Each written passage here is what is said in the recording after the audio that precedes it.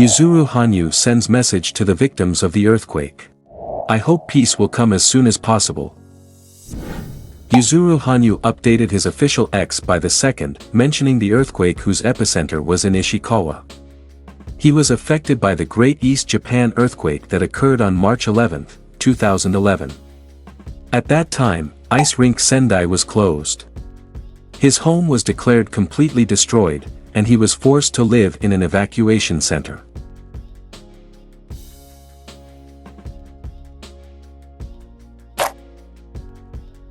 As aftershocks continue to occur in Ishikawa, mainly in the Noto region, Hanyu said, I think the situation is really tough, with the continued fear of large earthquakes, earthquake warnings, and tsunamis.